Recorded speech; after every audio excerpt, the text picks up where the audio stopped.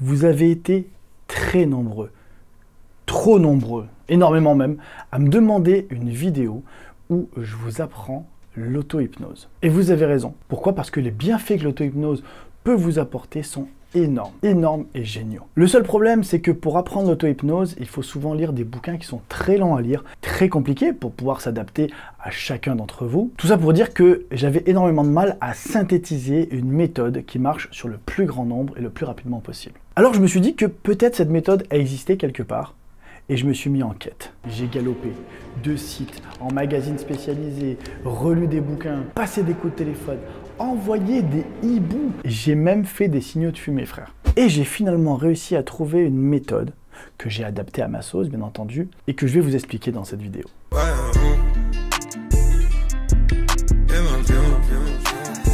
Donc une vidéo où je vous apprends à vous auto-hypnotiser, c'est pas des blagues. D'ici la fin de cette vidéo, vous aurez les clés pour pouvoir vous mettre seul sous hypnose. En vrai, je pense réellement que l'auto-hypnose devrait être apprise dès le collège. Ça pourrait vous aider à gérer votre stress ou votre anxiété plus facilement, arriver à vous accepter plus tôt ou même faciliter votre apprentissage. Vous allez pouvoir tranquillement diriger votre séance de chez vous et c'est vous-même qui tout doucement allez vous amener dans un état de conscience modifié. Mais avant toute chose, qu'est-ce que c'est que cet état de conscience modifié? Eh bien cet état s'apparente au point de bascule entre l'éveil et le sommeil. Trop inconscient pour pouvoir gigoter dans tous les sens, mais assez conscient pour pouvoir vous induire vous-même des ordres hypnotiques. Si vous voulez plus de détails, n'hésitez pas à aller voir cette vidéo où j'explique en détail ce qu'est l'hypnose.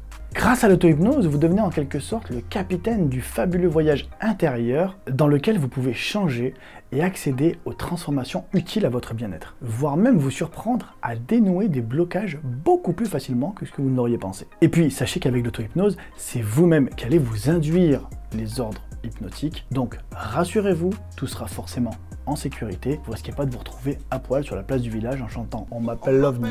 Yo les amis, je fais une petite pause dans la vidéo pour vous donner une information capitale.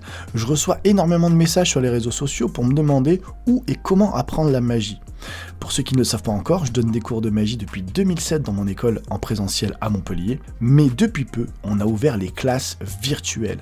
Ça veut dire quoi? Ça veut dire que peu importe où tu habites dans le monde, tu vas pouvoir t'inscrire et prendre des cours avec une qualité similaire à celle des gens qui viennent en présentiel. Je te mets le lien de l'école de magie en description, n'hésite pas à aller y faire un tour, et pour que tu saches à quoi ça ressemble, je te pose un petit teaser juste avant le début de la vidéo. Bon visionnage!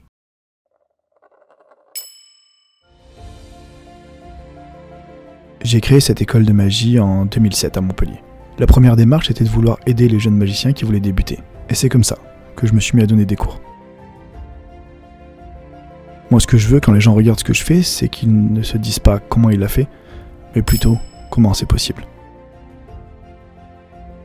Quand on a quelqu'un qui arrive, qui ne sait rien faire de ses 10 doigts et qui, au bout de quelques mois, sait faire des tours vraiment sympas et commence à avoir ce genre de réaction, de comment c'est possible, bah, c'est un miracle quelque part.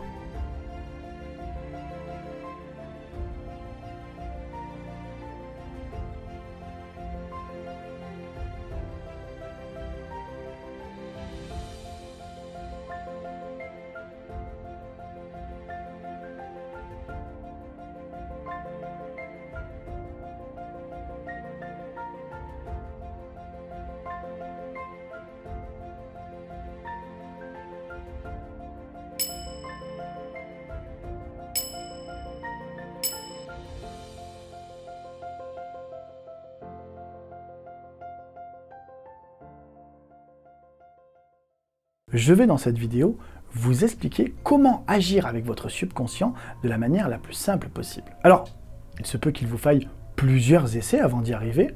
Pour d'autres, ça va être beaucoup plus rapide. Rappelez-vous que nous ne sommes pas des machines et que chacun avance à son rythme vis-à-vis de l'hypnose. D'ailleurs, dis-moi en commentaire combien de temps il t'a fallu pour réussir. Pour arriver à réaliser une séance, il vous faut passer par 4 étapes. Petit 1, déterminez votre objectif. Petit 2, vous mettre sous hypnose. Petit 3, travailler sur votre problématique. Et petit 4, sortir bien évidemment de la phase hypnotique. Déterminez votre objectif. En auto-hypnose, il vous faut poser une intention, un but sur lequel vous allez travailler. Sans but, votre inconscient ne sera pas averti de ce qu'on attend de lui et donc il vous apportera des réponses abstraites. Votre but doit être spécifique, mesurable, personnel, réaliste et temporel. Spécifique, plus vous serez précis dans votre demande et plus votre inconscient comprendra votre démarche. Pensez aussi à être positif dans votre demande. Par exemple, ne dites pas « je ne veux plus être timide », mais plutôt « je veux m'ouvrir aux autres et me sentir à l'aise ». Mesurable, si vous voulez perdre du poids par exemple, demandez à votre cerveau « je souhaite perdre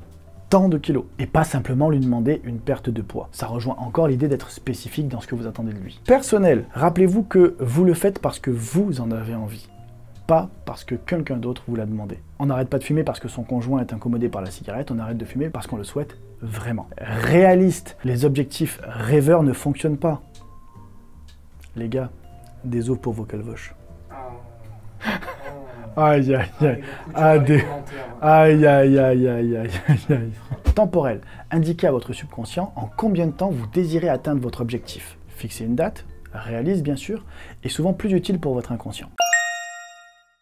On arrive à la deuxième partie de cette vidéo, vous mettre vous-même sous hypnose. Pour vivre un état de conscience modifié, il est important de connaître les signes qui vont vous permettre de savoir que vous êtes bien en état hypnotique. Et parmi ces signes, il y a le rythme de la respiration qui est modifié, des spasmes musculaires, la sensation de lourdeur ou de légèreté, l'engourdissement de vos membres, la créativité, plus importante, les larmes physiologiques. Souvent, quand je fais des vidéos d'hypnose à travers l'écran, je vous remets la dernière juste ici, dans les commentaires, les gens me disent « c'est normal qu'au réveil, je pleure ?» Oui, car vous étiez en état de conscience modifié, larmes physiologiques, mais également une sensation de somnolence ou d'ébaillement. Après, nous sommes tous différents, mais si vous ressentez un ou plusieurs de ces signaux, c'est la preuve même que votre conscience se décale vers un monde intérieur plus prononcé. Et à titre plus personnel, lorsque je me mets en auto-hypnose, je ressens quasiment physiquement ce décalage. Rappelez-vous aussi que, vu que vous êtes sous hypnose, vous n'êtes pas inconscient. Vous allez pouvoir tranquillement vous parler, et heureusement, sinon vous ne pourriez pas régler vos problématiques. Tout ça pour vous dire que plus vous allez vous poser de questions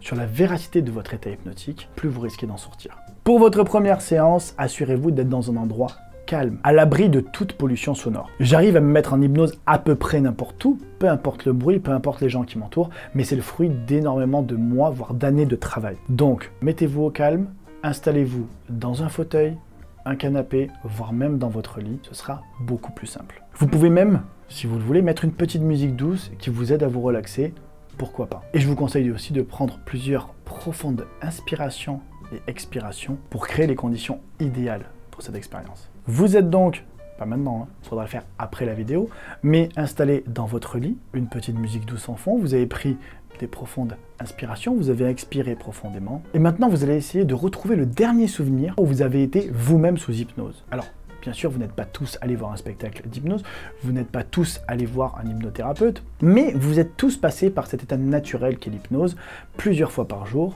Donc rappelez-vous la dernière fois où tout simplement vous étiez peut-être devant la télé avec la télé qui fonctionnait et vous qui ne l'écoutiez même plus. Vous étiez dans vos pensées. Vous voyez cet état de rêverie où vous ne pensiez à rien, vous étiez juste bien. Une fois que vous avez retrouvé le souvenir de cet état, vous avez 5 choses à faire pour rentrer pleinement en état hypnotique. La première chose, ça va être de fermer les yeux. Et le fait de fermer les yeux, vous faites abstraction de tout ce qu'il va y avoir autour de vous. 2, vous allez vous rappeler de la sensation à ce moment-là. Vous saviez, quand vous étiez devant la télé, justement, et que vous ne pensiez à rien, la sensation que vous ressentez à ce moment-là. En parallèle, vous allez commencer à vous imaginer un point ici, posé en plein milieu de votre front, à l'intérieur de votre tête. 4. Imprégnez-vous des sensations que vous avez commencé à mettre en place tout à l'heure et imaginez que vous puissiez les amplifier. Vous amplifiez cette sensation, toujours en vous concentrant sur le point qui est posé ici, au milieu de votre front, à l'intérieur de votre tête. Et dernière étape, tout en continuant à amplifier cette sensation, imaginez maintenant que le point posé sur votre front remonte tout doucement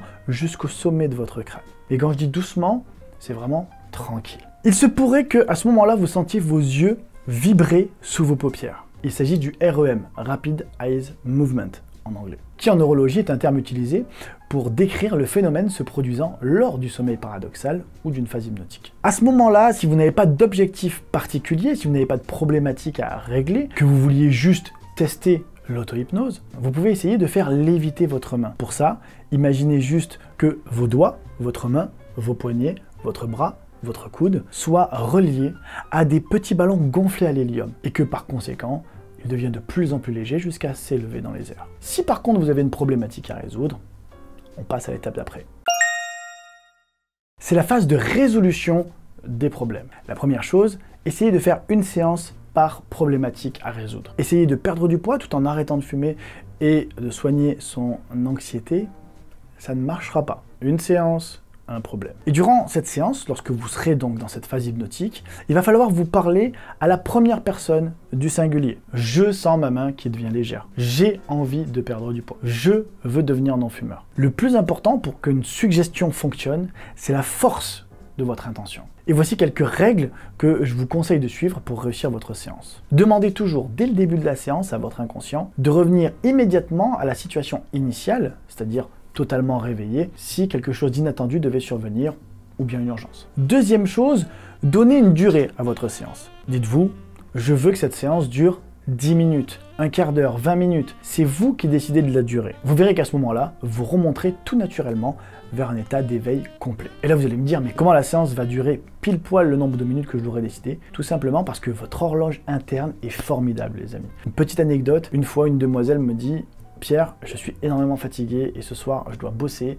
Est-ce qu'il y a possibilité que tu fasses quelque chose avec l'hypnose? Je la mets sous hypnose et là, je lui induis qu'elle va faire une sieste de 15 minutes et que lorsqu'elle va se réveiller, elle sera reposée comme si elle avait fait une grosse sieste de 2 heures. Et là, je vous jure, alors qu'elle n'avait pas l'œil sur aucune montre, sur aucun téléphone, sur aucune horloge, 15 minutes plus tard, ses yeux se sont réouverts. On a une horloge interne, une horloge biologique qui est formidable, les amis. Vous vous apercevrez vous-même qu'une fois sous hypnose, la notion de temps n'existe plus. Alors, il vaut mieux rester maître de sa séance. Ensuite, parlez-vous toujours de manière positive et au présent. Car si vos suggestions sont futuristes, elles n'interviendront pas pendant la séance. Et surtout, parlez-vous comme si votre objectif était atteint. Évitez de parler au conditionnel. C'est pas « je souhaiterais arrêter de fumer », c'est « je suis devenu non-fumeur ». Vous voyez la différence? Et dernière chose, bien qu'une thérapie hypnotique n'est pas une thérapie longue, ici c'est différent. Il est conseillé de pratiquer l'auto-hypnose environ 2 fois par semaine pour pouvoir percevoir les premiers changements. On ne change pas en une seule séance. Vous êtes sur le point de terminer votre séance, vous avez fait décoller votre main ou vous avez carrément travaillé une problématique. Vient maintenant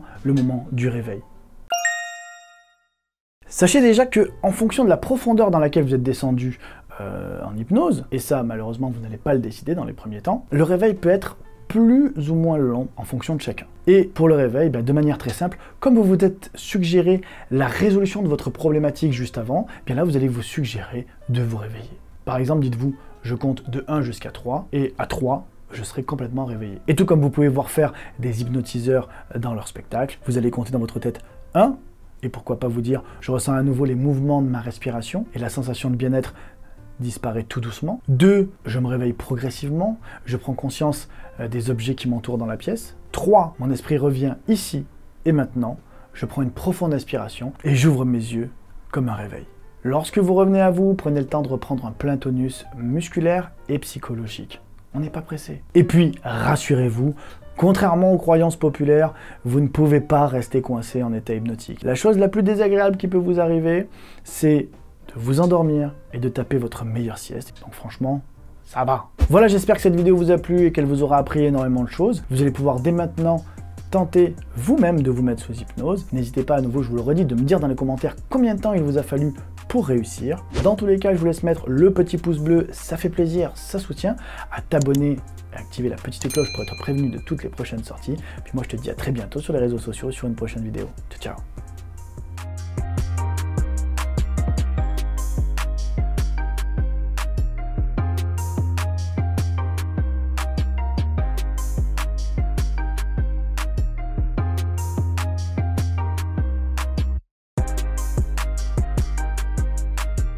Alors, il se peut qu'il vous faille. Il se pleut. Il se pleut. Il se pleut? Non, il se pleut pas. Non, il pleut pas. Alors, il se pleut. Putain. C'est trop fort. Il se pleut, frère.